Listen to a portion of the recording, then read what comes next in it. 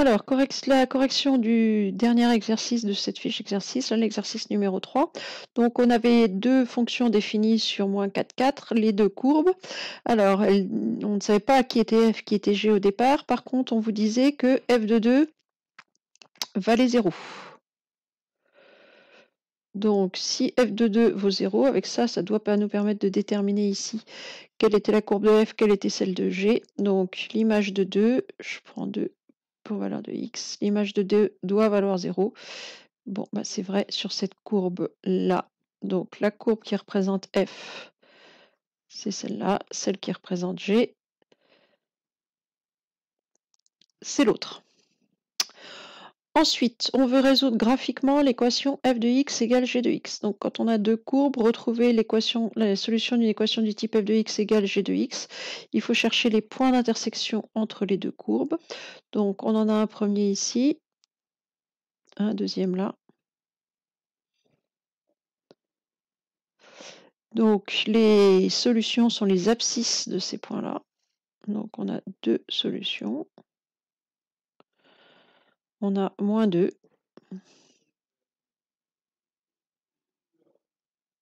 Et 3. Donc f de x égale g de x pour x égale moins 2.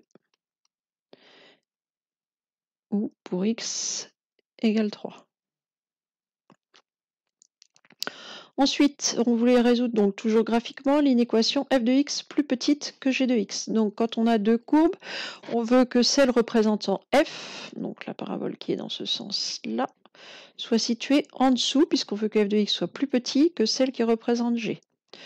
Donc, on parcourt la courbe représentant f et on va chercher où est-ce qu'elle est en dessous de celle qui représente g. Donc, au départ, on voit que f est au-dessus de g. Si je prends par exemple ici l'image de moins 4, par f c'est 24, par g c'est moins 4. Donc, au départ, f est au-dessus de g. Moi, je le veux en dessous. Donc, tout ça, ça ne m'intéresse pas.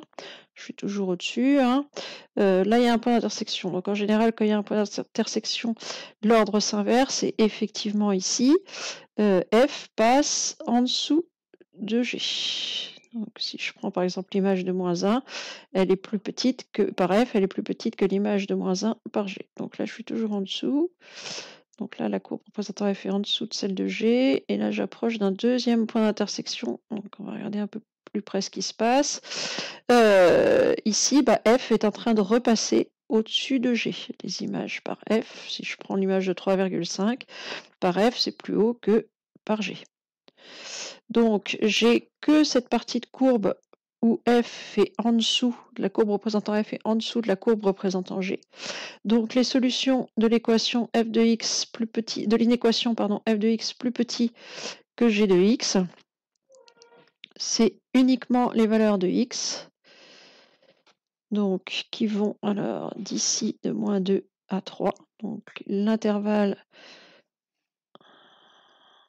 je suis en train de chercher ma couleur, voilà. L'intervalle, ça va être l'intervalle moins 2, 3. Il reste à mettre les crochets correctement. L'inéquation, c'est du f de x strictement plus petit que g de x. Donc, je ne veux pas l'égalité, donc il faut exclure les deux valeurs où il y a égalité, c'est-à-dire qu'il faut exclure moins 2 et 3. Donc, on va mettre des crochets ouverts, des crochets vers l'extérieur, des crochets d'exclusion. X doit appartenir à l'intervalle moins 2, 3, ou encore S, ensemble des solutions, égale l'intervalle moins 2, 3. Et ensuite, deux calculs à faire. Donc, il fallait calculer l'image de 5, l'image de moins 1 tiers par la fonction f. Donc, on vous disait que c'était x carré moins 2x. Donc, f de 5, donc je prends ma formule, je remplace x par 5, 5 au carré, moins 2 fois 5. Ce qui ici va me faire 25 moins 10 qui vaut 15.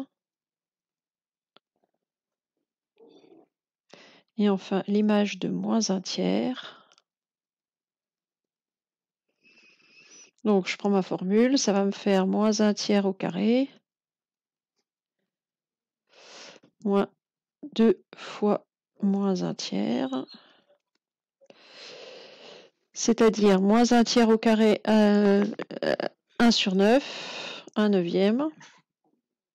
Alors attention aux signes ici, vous avez un moins multiplié par un moins, donc le résultat va être positif. 2 fois 1 tiers, et ben c'est 2 tiers. Donc j'ai une addition à faire entre deux fractions.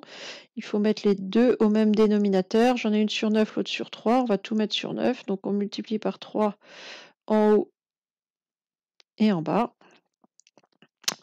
On va donc avoir 1 neuvième plus 6 neuvièmes, c'est-à-dire 7 neuvièmes. Alors, autant l'image de 5, vous pouvez l'avoir sans problème à la calculatrice. La calculatrice va vous mettre f de 5 égale 15. Autant l'image de moins 1 tiers, si vous le faites avec un tableau de valeurs, vous risquez d'avoir une valeur approchée de 7 neuvième. Si vous voulez la valeur exacte, le 7 neuvième, vous êtes obligé de faire le calcul à la main. Alors, à la main, ou en tapant à la calculatrice moins 1 tiers au carré, moins 2 fois moins 1 tiers, mais vous ne l'aurez pas directement dans le tableau de valeurs. Par contre, f de 5, vous pouvez. Voilà qui clôt cette fiche d'exercice.